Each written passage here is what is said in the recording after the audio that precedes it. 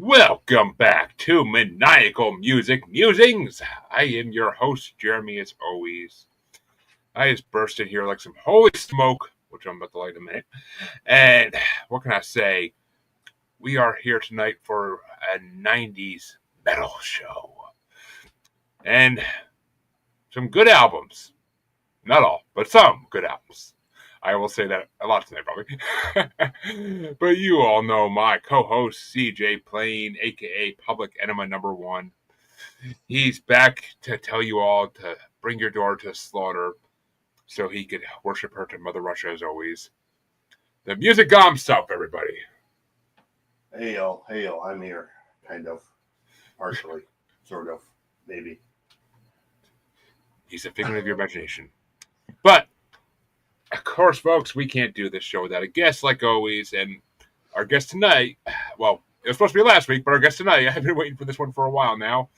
Welcome, Mr. Andy Grant, host of Real Men Feel podcast and another founding member of the New England Podcasters Group, just like your old favorite host here. And we're actually locally relevant to each other, so that's a first in this show. But welcome, buddy. I'm glad to get you on both my shows now. Yeah, it's cool. And it's funny. I've never been called locally relevant before, so I like that term. Well, it works in this case. I don't know the exact mileage, but I'm pretty sure it's under 5 miles away from each other. So, but folks, what a night every night. But first things first, I'll let Andy have a second to tell you about his podcast. Yeah, so Real Men Feel exists to remind men that they're human beings. I believe that silence kills men. So we try to break the stigma of men asking for help. It's all about men's mental health, preventing suicides, and sometimes just talking about whatever cool shit comes my way. It's got 357 episodes, and it feels like 357 more to come. It never ends. It never ends. I honestly don't think I don't think I got that many with any of my podcasts actually, but close on the other show. But the show has years to go till we get to that, I'm pretty sure. But go check it out, folks. I've heard a lot of clips of it. I don't get time to actually listen to a full podcast episode ever, but I listen to clips on LinkedIn at work all the time, and it keeps me interested. And that's saying something. Cool. And we have feelings? Who knew? Well, Andy, what album did you want to bring us tonight, and why'd you want to bring this one? Because I honestly am so fucking curious about the reasoning behind this. Oh, so I brought Death Angel Act 3.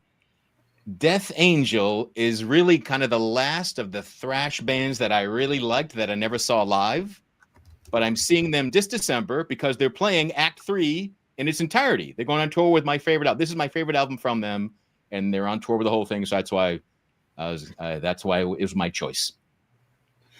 Ooh, all right. Is it gonna be in Worcester or Boston? Yeah, or Worcester Palladium. Yep. If I can actually get out of this fucking house for a night, I might have to go because that would be awesome to see this album live. Friday night. Yeah. Oh, it's this Friday? No, it's Friday. It's the first Friday in December. Ooh, maybe. I was gonna push to see Lord of the Lost at the Palladium in January. But maybe I can go see this too. We'll see. See if I can get my wife to be in a good mood and good enough mood to take care of 3 kids at least. But well, I actually think I'm gonna let CJ go first in this one. Okay. What do you want to know? One of the top 5 best thrash metal records from that era. First band that was all Filipino on a major label. 3/5 of the original band are still together. Mark is also the lead singer for Kerry King's new project. I was happy to see this choice, and it's if I had to make a top 5 of that era for records, this would be one of the records. This would be number 1, but unfortunately, it is not on streaming anywhere. Their second record is, but this is one of the greatest thrash records you will ever hear. For those of you that have never heard it, it's a band called Cyclone Temple. They have a record, came out in 1991. It's called I Hate, Therefore I Am. It is everything that is great about thrash metal. It has all the elements of Slayer and Death Angel and Creator and bands like Hyrix and bands like Destruction and just one of the most flawless thrash records. But unfortunately, they were on a minor label, and as minor labels do, the ball was whatnot. And anywho, this is a brilliant record, top to bottom. It's that album's not on YouTube, CJ? No, their second one is on there. It's on YouTube, but it's like just one single file of like all I hate when they do that. It's not on YouTube Music, it's not on Apple Music or any of the things for some reason. Yeah. Greg has never. I'm actually friends with the guy who wrote it and plays guitar and all that. His you can find him on Facebook under the name of Sweet Diesel Jenkins. He basically does mashup music now. He takes like R&B songs and mashes them up with like rock songs. But he has never been able to get the legal rights from. They were signed to Relativity, and Relativity folded into this label, into this label, into this label. They've been unable to secure the rights to actually put it for streaming. So you can find their second record, My Friend Lonely, but not I Hate, Therefore I Am. So, but they did tour with Death Angel. They toured with so many great bands over the years. And Greg is one of the funniest guys you will ever talk to. Like, I tell Greg all the time, dude, you should be in movies. Because the shit that he says, like he's a doorman now. He works like door in a building in Chicago. And the stories he tells, he's like, standing outside, and old Reverend Itchy Pickle come walking through with Walmart Tavius Jenkins and Letitia Walmart.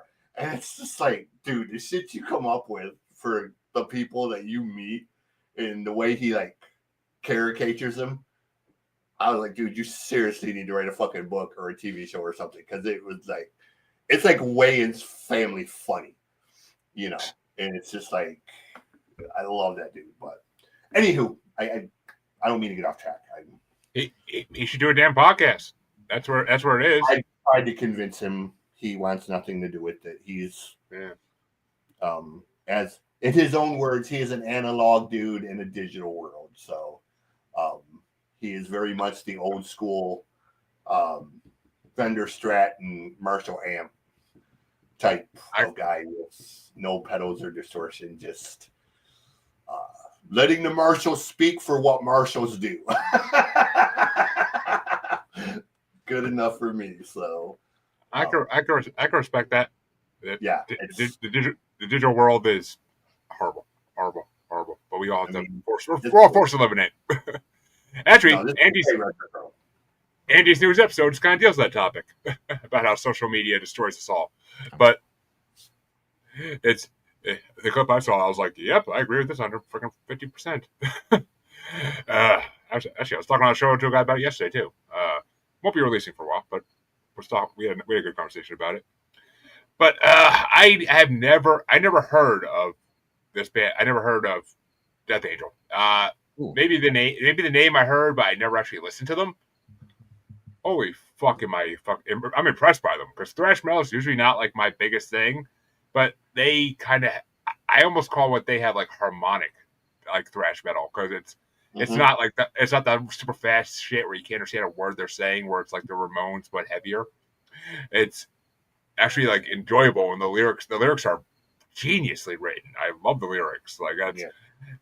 I mean, I could see so many bands I like nowadays taking influence from like this band and probably bands like them, but this band I could hear like definitely elements of certain bands in them. Fun as hell album. listening to it again today on the way home, I was just enjoying the whole thing, and I was like, "Damn!" There's a couple songs here I didn't have on my like list already. They're on my like list now. Like shit. And it's funny because I looked at my top 5 top 7, but top 5 when I got done with it, and I'm like, yeah, it still holds up. I didn't have to change a damn thing. I'm like, it still holds up. So, all right. I mean, there's an entire metal scene in the Philippines because of these guys. Yeah. So. Yeah, they were all cousins and a few brothers, but yeah, this was their major label debut and their only major label release, because then grunge came and just killed them. So they were dropped, months. I mean, they're still around. They've released, like but 3 records all indies, 7-8 years. But yeah. I found them again in 2019 with that release. I'm like, oh shit, I like this too. So Inhumane Condition, I think it is. Something like that. But I first got into them in Frolic in the Park and Ultraviolence, and then this came out, and it was so slickly produced, and just the production. Humanicide, that's what I'm thinking of. Humanicide is a really great record. Yeah, it's really updated their sound, but yeah. And there was a time period where Death Angel and Dark Angel kind of, people confuse them a lot because they were very similar, but they were also pretty different. But the names, so they kind of got plugged into a lot of the same places at the same time. And as Jeremy was from San Francisco, Death Angel is so much more melodic and deep than you would think just from their title. So yeah. I mean, when you first sent it, and I saw Death Angel, I was like, "What?" I'm like, "You said 80s metal. What kind of 80s metal am I getting myself into here?" I'm like, "There's a lot of 80s metal versions." And I'm like, "What the hell is this?" But I listened to a couple songs. I was like, "All right. I got a basis to go off of." Yeah, this is not my force on people when I'm in long road trips and they think they know like 80s music and 90s music. I'm like, do you know Death Angel? That's me, bro. Like when people say, "I know 80s music," let's test that theory. What do you really know? Tell me what you know about Shark Island, Spread Eagle, the Demaus. Tell me what you know about Cyclone Temple and Artillery and Dark Angel and what do you know about just so many bands. What do you know about Violence and where did Rob Flynn start? Because it was not with Machine Head, and people start looking at me like, "What are you talking about?" Yeah, see, you don't know 80s metal. You think you know 80s metal, but some of us were there. Yeah. I mean, hell, we did a freaking 80s metal bracket, and I'm pretty sure not one damn band you just named was on it. So yeah, definitely wasn't. Yeah, I mean, it was a lot of Priest. It was a lot of Priest, but like I said, there's no accounting for taste. No, and I do not make the rankings, so yeah, but well, here's the part where I want this. This is the part I want to see. What are your top 5 songs off that album, Andy? Pretty much in order, because again, I this is an album I put on and I played all the way through, and I just think it starts strong, stays strong. So yeah, Seemingly Endless Time, Stop, Veil of Deception, The Organization, Discontinued, and then I even went 6 because Room of the View is just a gorgeous freaking song. I couldn't ignore it. Yeah, you're not wrong. What about you, CJ? First one is Stagnant. Second one is Veil of Deception. Number 3 is Seemingly Endless Time. Number 2 is Room with a View, because long before Testament did Return to Serenity, long before Metallica did what they did, Death Angel were one of the first thrash bands to have a song that started with acoustic guitar and the epic sound. So, all of you fans of One and all of that type of stuff can thank Death Angel. And my favorite one, though, is Disturbing the Peace. There's something about that song, man. It's got that breakdowns in it that, that good old school 80s thrash. Like when you, and that's why I forget when you wanted to break into the pit, that was the type of song that Like I said, I usually just play this in order. So when I get deep, I'm like, oh, I forget this just doesn't let down. And that's a great tune. Yeah. There's something about Disturbing the Peace. You're definitely right about that. Yeah, I had two honorable mentions. Seemingly Endless Time and Stop. Fucking Stop is what really made me start to like this album. I don't want to talk about it anymore. Like fucking. Number 5 was Stagnant. That song is phenomenal, and it reminds me of like a heavier version of like Led Zeppelin instrumentals, which I had to sit through a lot of those in the last couple months. So shit, like I definitely can hear some Led Zeppelin in there, like influence maybe, but it's freaking heavier and freaking amazing. The drums in that song are so fucking good. I literally was driving into the freaking Walmart in our town tonight, just like headbanging to it through the park. Everybody's looking at me like, "What the fuck is wrong with this guy?" But my number 4 was Discontinued. That was the lyrics in that song were really freaking amazing. Disturbing the Peace is number 3. Disturbing the Peace is like. Go ahead, CJ. No, I'm laughing. Go ahead. Disturbing the Peace, like you're right. It's kind of like a metal theme song in a way, almost like it's kind of like a better version of Breaking the Law, because that's Breaking the Law is just too simple to me. It's just like, yeah, it's got good music, but like you don't need to just scream Breaking the Law over and over again with nothing else in between. Really, like it's you're not trying hard. But number 2 is The Organization, because paranormal podcasts are conspiracy theories about these secret sects and groups. That's right my alley. I freaking love that. And number 1 was Falling Asleep, mainly for the music, not solely, but mainly for the music, because the music in Falling Asleep is phenomenal. The drum and guitars like duo at the end of it is fucking. As a man who used to be a drummer, that freaking made me smile when I heard that. I was like, ooh. I'm like, damn, this is almost like Cradle of Filth drummer style. I'm like, I could dig this. So yeah, I mean, overall, freaking outstanding album. Death Angel is actually on my list of Spotify artists to check out now. So it's it's a huge list. Eventually, I'll get there, but at some point, I will add quickly that after they broke up after this record, between 91 and like 98, Rob, or Mark the singer, and Rob the guitar player actually formed a new band called The Organization, and it was more of a funk thrash type of thing.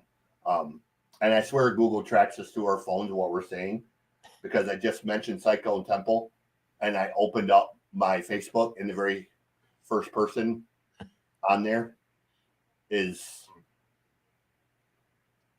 Greg from Cyclone Temple. He's the guitar player. He's the guy. That's the guy that wrote everything for Cyclone Temple.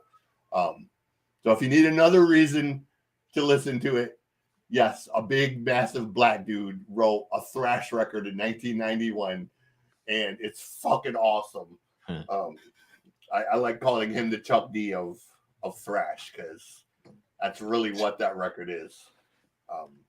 There's a song in there called "March for Me, Die for Me" that you'd swear was like a Chuck D thrash song.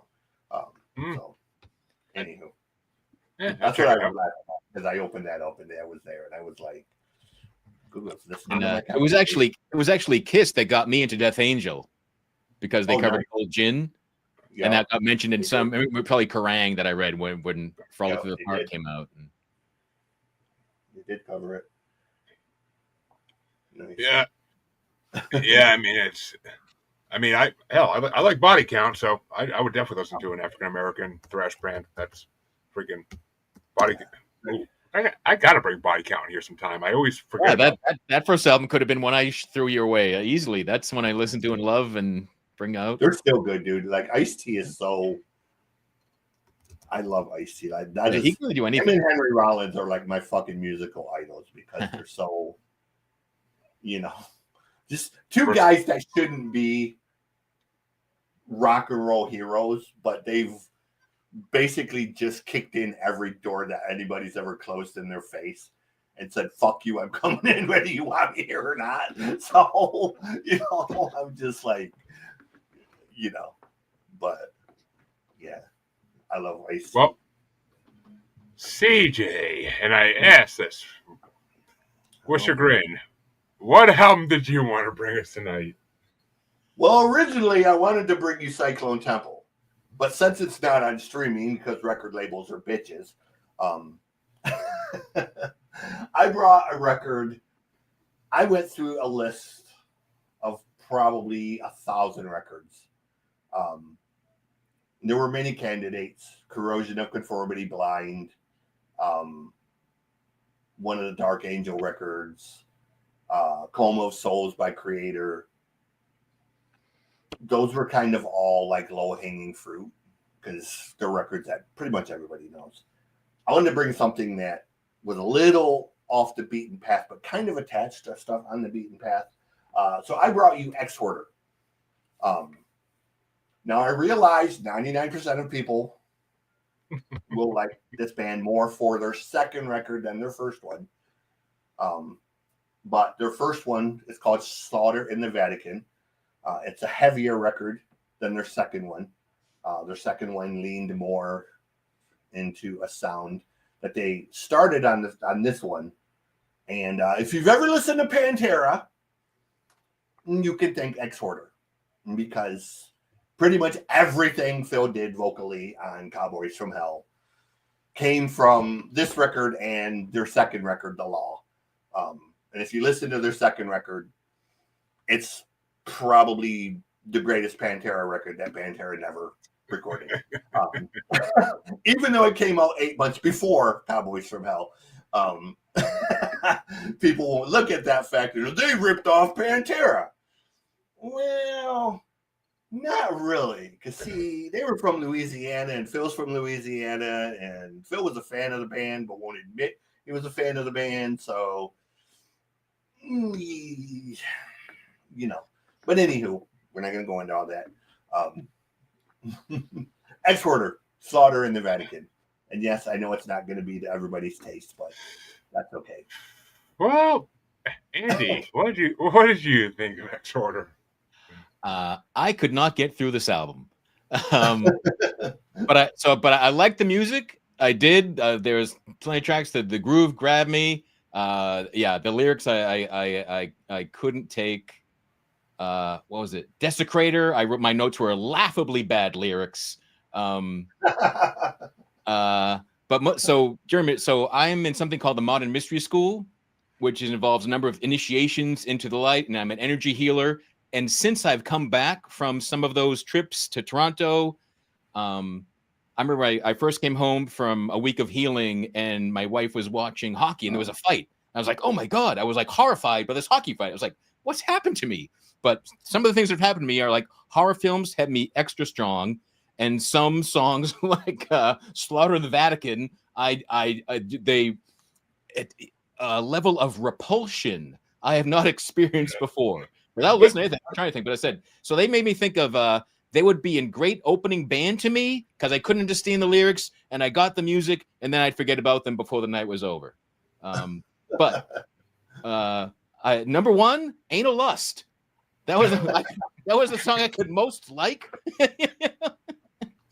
Again, funny. And that before we get into the songs, that was one song. That was one of the reasons I chose it because I wanted to give Jeremy something to just totally like, either love or hate. Like I knew that song title was going to grab him one way or the other, and he was going to have like a really strong opinion on that song. God damn you, CJ, using my love for Anal Lust against me. But yeah, I thought that, and again, the music, I loved it. If that was all instrumental, I'd listen to that all the time. Yeah. On their second record, they leaned away from the lyrics like they did on this one, and they're more like much more mainstream, more like Corrosion of Conformity style stuff. So they did grow a lot between this record and the second one, but I went with this one just for the shock value, pretty much. Yeah. And you succeeded. See, I know Exhorter because they've been in brackets we've done before. I think they were in the they were one of the ones I was on. You had one of their songs. It was from The Law, though. I think it might have been the serial killer bracket, maybe, or I don't think it was 80s metal songs. That could be no. This is 90s. It wouldn't have been 80s metal songs. It had to be a serial killer bracket. It wouldn't have been in the goth song bracket. I don't think. But anyway, like I kind of was like, oh, Exhorter, cool. I think I like that one song I heard at one time, and then I put in this album, and I was like, what the fucking? I'm like, did Chancey come back from the abyss already? What the fuck? Why am I getting albums like this again? And it's oh god. I mean, musically they sound great. The lyrics aren't bad even. It's just they don't mix together. They really don't. Like it's like you gave some teenagers a bunch of instruments and said, play and scream as loud as you can. And they just went off and did it. Basically, yeah. I mean, they were all like 17 and 18 at the time of this record. So it makes sense. Young and inexperienced. And they're from Louisiana. Louisiana is not really known for its metal scene, you know. So, I mean, next to the shit that Phil does in Crowbar. I mean, it's, you know.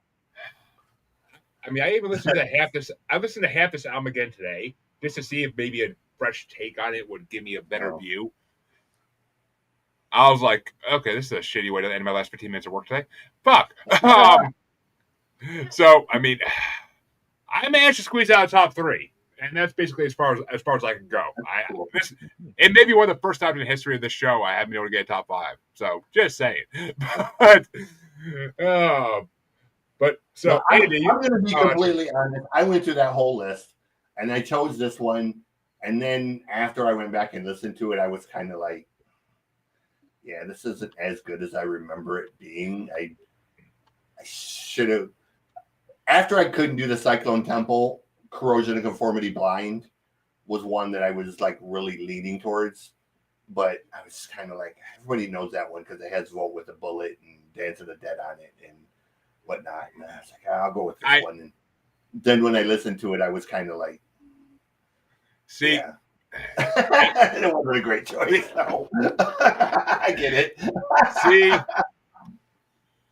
swear to God, I will bring on Gore in a future episode, and I will not hear shit about them that's negative because I will just remind you of this fucking album. So, motherfucker, don't even start. You have brought on shit that has been completely unlistenable.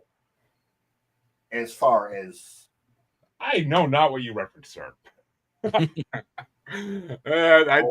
have to go back and get the names of at least 2 hip hop things that brought in.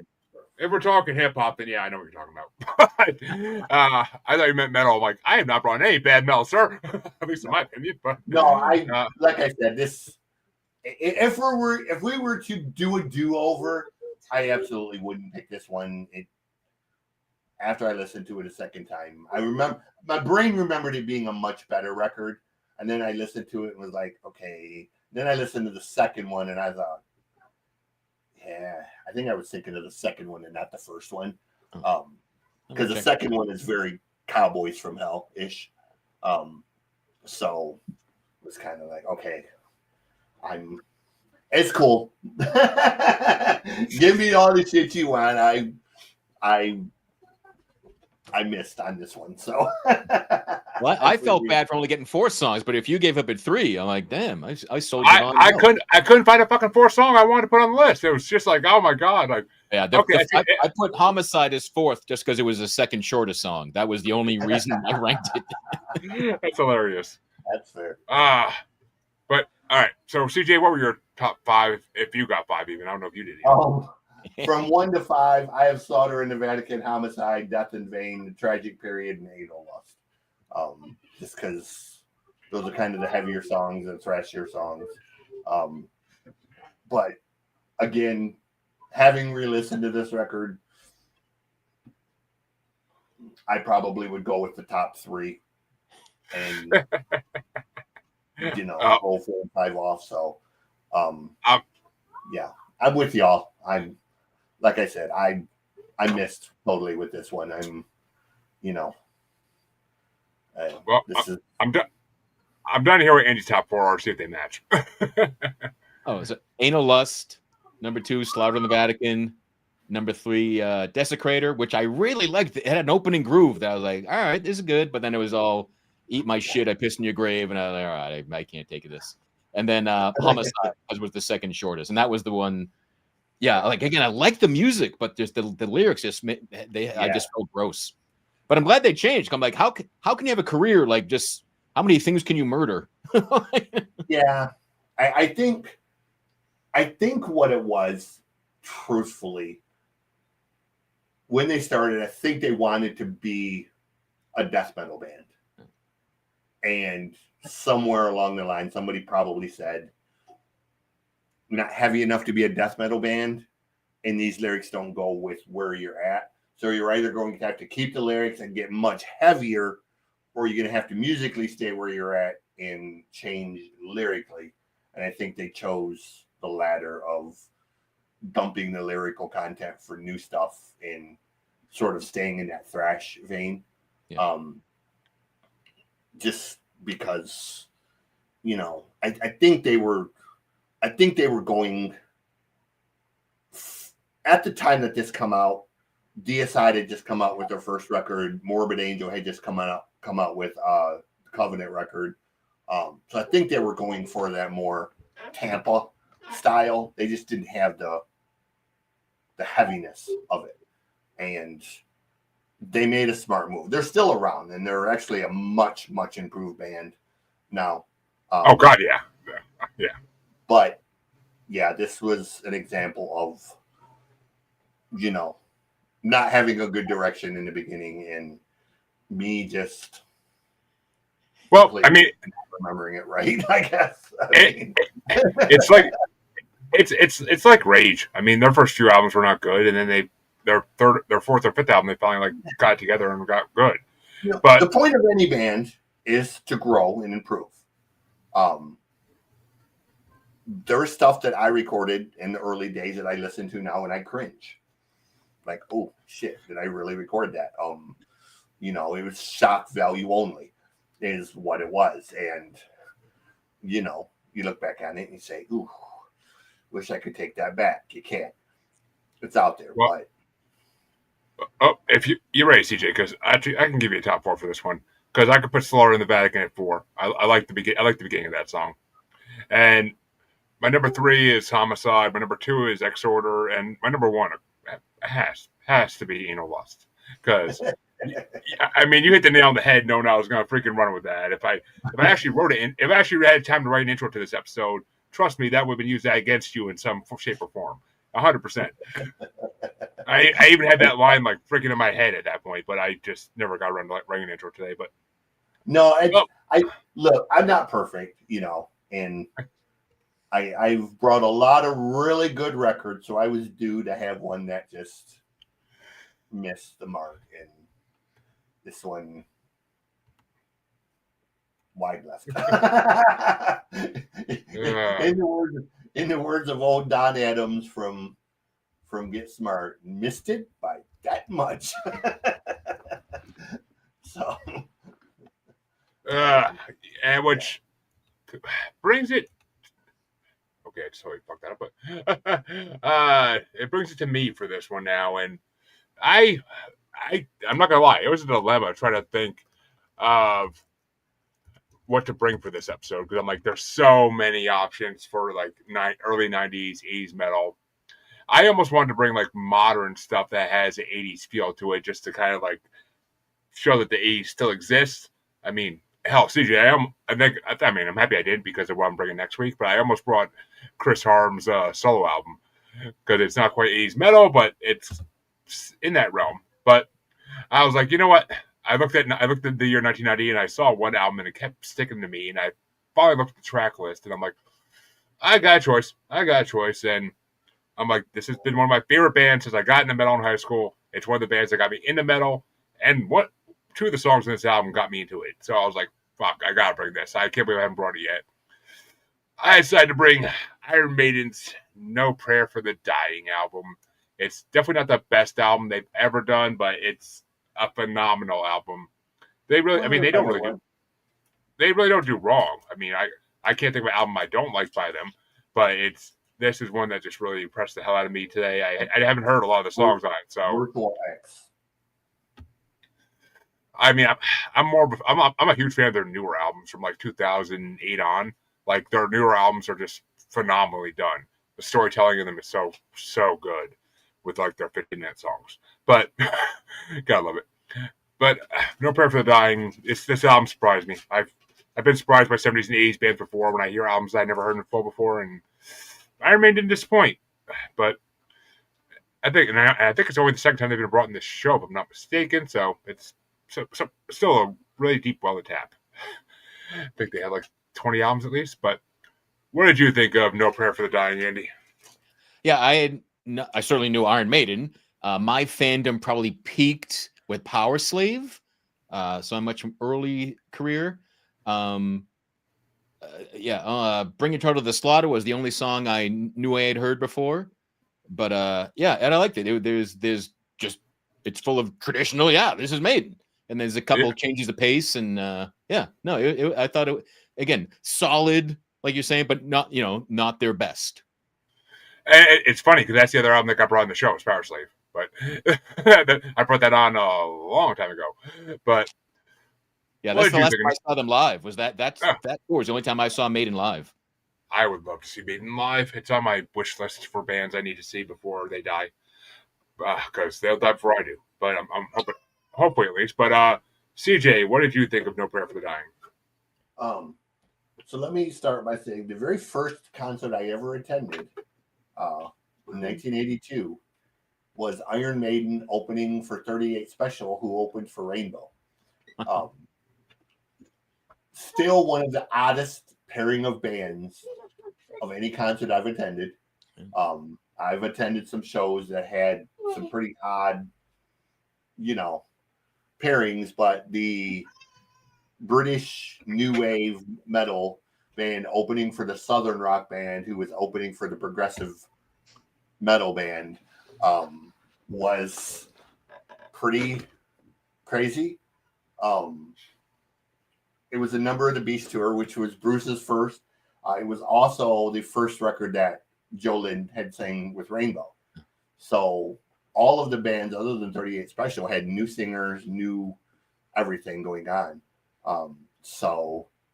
It was a odd tour. I like Maiden. Maiden's not my favorite. I kind of have a love-hate with Maiden. Like I find a lot with Maiden I either really like or I really don't like. So there are those records that I really like and those that I really don't like. And there's not a lot of middle ground. There's not a lot of Maiden where I'll say, that's okay. Is that a really good or really bad?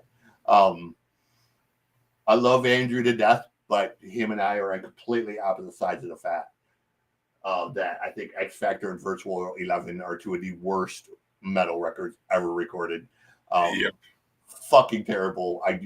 Blaze is a good singer, just not a good singer for Maiden. No disrespect to Andrew if he hears this, but I would never. If the universe is kind, I will never hear those two records again in my life. But I will be bringing them on. I don't fucking think it's Maiden unless it's Bruce. So, Peace of Mind is a record that I adore. To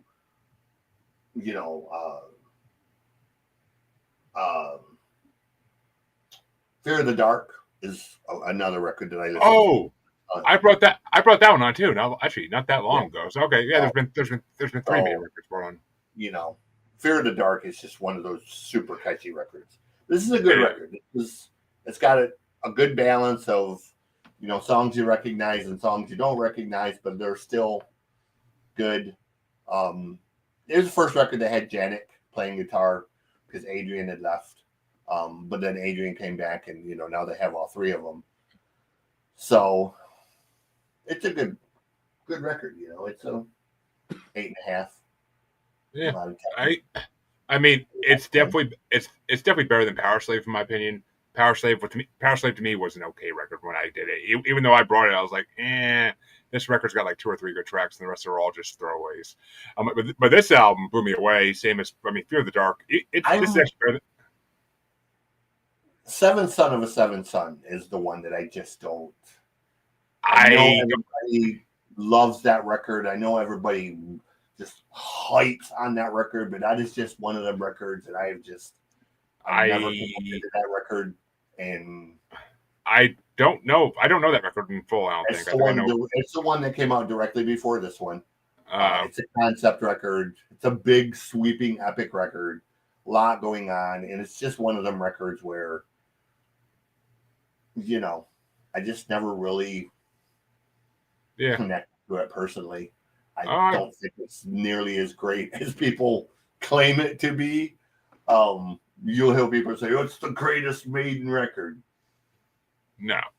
I mean, you want the greatest Maiden record? Go listen to Life and Times. That's the fucking best Maiden record by far. Every song in that is a fucking banger.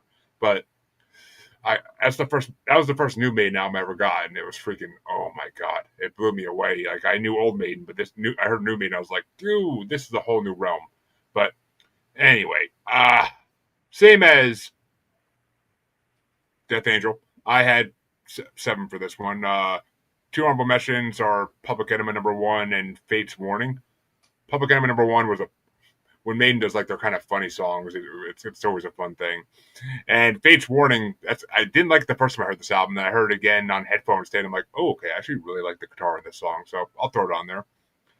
My number 5 is Tail Gunner. I don't know fucking why, but anytime Iron Maiden does a song about flying something, it always is phenomenal. Like, climb into the sky, never wonder why. Like, it's like Aces High. It's like the Flight of Icarus. A song they do about being in the sky that's their dream or something. It has to be, because they freaking have such passion for that. Their songs written by a guy who's a pilot. Oh yeah, true. I mean, they have what is it, Air Force Eddie or whatever the hell it is? Yeah, like Bruce is literally certified to fly 747s and above. So, yeah. I mean, it makes sense. It makes sense, and I think he regrets never getting into the army to be a gunner pilot or anything, something like that. I think that's his thing. But my number 4 was Run Silent. My number 4 was Run Silent, Run Deep. I didn't like that one the first time I heard it either, but I heard today on the headphones. I was like, ooh, it's got a fun tempo to it. I could dig the shit out of this song. Number 3 is Mother Russia. I think I've heard that one before. I honestly don't know. It sounds familiar, but it's such a good song. The Russian, the guitar sang like a Russian theme song almost, is fucking phenomenal. Blew me away. The top 2 are songs I fucking have loved for generations, because they were on the first CD I got from Maiden, and that was King Edward the Greatest Hits. So both these were on it. Number 2 is Holy Smoke, because, I mean, I used to hate that song when I was younger, but then when I got older, I heard the lyrics, and I was like, oh, okay, I know what this is about now. I fucking love this song, because I hate organized religion, and this song just blows organized religion out of the water. And the whole freaking I've lived in filth, I've lived in sin, that still smell better than the shit you're in line is perfect. Like, Bruce delivers it so fucking well. But Holy Smoke is definitely amazing.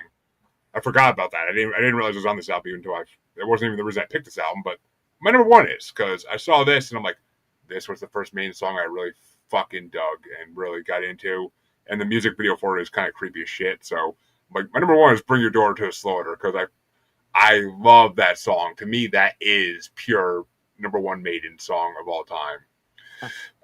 I mean, if we're talking live, then Fear the Dark is going up there for competition. But for album tracks, this is the number 1 Maiden song of all time, and the fact that it was written for a freaking Nightmare on Elm Street movie. So, like, and I just love it. The chanting in the middle of it, like, when I was in high school, I used to think it was the creepiest song ever. Now it's just like, it pales in comparison to shit I listen to nowadays, but it still, like, just holds up as such an amazing song. It's classic, fucking 90s metal. But what were your top 5 there, Andy? So again, more, especially compared to the last album, a lot more to choose from. Some honorable mentions. Run Silent, Run Deep. I really dug that. But for number 5 for me, Bring Your Daughter to the Slaughter. I've never met anyone talk about this as their favorite Maiden song ever, which is funny. To me, it's like a catchy, funny, poppier version of Maiden than I've heard anywhere else. So I mean, it reminds me of Ozzy in a lot of ways because the way they deliver the lyrics in it, like it's very like Ozzy-esque. Yeah. Number 4, Public Enemy. Number 1, to me, classic Maiden feel, catchy enough. Again, I really like the music more. I thought the lyrics are a little bit heavy-handed and on the nose, which just is a problem with people that are really trying to tell stories. Number 3, Holy Smokes. But I laugh. So I played this track 3 times. I laughed every time. The opening lick, it's the Friends theme song. That's all I can hear. And then the music, then the song really kicks in. But I'm like, how is this? I've never heard anyone mention that this is the Friends theme song, but it was to me. Number 2, No Prayer for the Dying. Classic Maiden epic. I thought it was a nice change of pace in the album. And number 1 for me was Tail Gunner. That just grabbed me first play. You know, that great galloping Maiden bass line that's in so many of the songs that I love the most. And yeah, Flying and Aces High is probably one of my favorite Maiden songs. So it was close enough, but not the same. So that was my number 1. Yeah, Aces High. That song's just phenomenal. But CJ, what were your top 5? Let me add real quick. If you ever get a chance to see Bruce solo show, he's got a couple songs in his solo records that are phenomenal live. Balls to Picasso is a great live song. But more than any of them, I don't want to be a tattooed millionaire. That's a fucking killer live song. It is so melodic and fun. When he sings that live, you can see on his face that he's just having a good fucking time up there. But anyways, Tail Gunner's number 5. Bring Your Daughter to the Slaughter's number 4. Public Enemy number 1. My top 2 though are The Assassin and Run Silent, Run Deep. I really like Run Silent, Run Deep. I know it was like a hidden this record. It's like a hidden gem that no one talks about that's on this record. Like I never heard anybody mention that song to me ever when I mentioned Maiden. And I mean, The Assassin, I knew that song from like people referencing it, but I'm like, and it's an okay song. I'm not a huge fan of it. I expected a little something more dramaful for them doing a song called The Assassin, but Maiden either is doing fast tracks that are powerful as shit, or they're doing storytelling, and those tracks last a while. So you get both of them. You can't pick and choose when you want. But I'm honestly happy I brought this album, and I'm actually looking. I look forward to it as much as I was looking forward to my album tomorrow, because my album tomorrow is phenomenal. But well, folks, we brought you your albums thrice once again, and I know we've been on Metal Binge lately. Maybe we'll get back into rap eventually, or maybe we'll be forced to go into other genres we don't like doing too much. But we still haven't been forced into country, thank God. But I don't. You can are tomorrow. The one I brought's a little bit country tomorrow. I could deal with a little bit country. I like Jelly Roll. Yeah, I like Jelly Roll. Southern rock with just small touches of country. The record I brought tomorrow, you know, the main thing that attracted me to them, they have a guitar player, and when you look at his picture, I swear to God, he is the twin of Danny Masterson. Oh, shit. I saw a video, and when I saw it, I was like, dude, that's Hyde playing guitar. Like, he's got the fucking hair and everything. Now, he's cut it now. He doesn't look as much like him. But in the early stuff, I just couldn't help but think, like, that's cool. Like, this Southern rock band has Hyde playing guitar. Wow. I sort of became a fan. I'm sure nowadays he doesn't want to. He ain't playing now. But we'll learn more about that tomorrow. That's for damn sure. Yeah, folks, 2 episodes 1 week. You're lucky. But we want to thank Andy for coming on. We've had a blast talking metal with him, and like we say to a lot of guests, you're welcome back any fucking time because there's always more music to talk about and always other favorite albums. So, and 80s metal is something we always can return to. We don't ever mind that. But so, Andy, I'll do better next time. CJ needs redemption. God damn it! Yeah, he But does. I'll listen to my instinct more next time. What I should have brought is. But I am going to look for Cyclone Temple. I had not heard of them either. So yeah. Oh, it's phenomenal, dude. I don't know if I got the sticker up here or not. Let me see. There's my Jelly Roll one. That's links. There's another band to look for if you ever get a chance. That's my friend's band. They're like Opeth. Chris does really sweeping, like, yeah, I don't have their sticker up here, I guess. well, yeah, they're out there.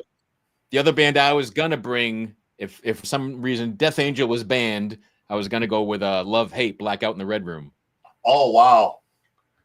Now there That's you another go. one I'll listen all the way through, and I don't meet many people that know them at all. So yeah, that's easy.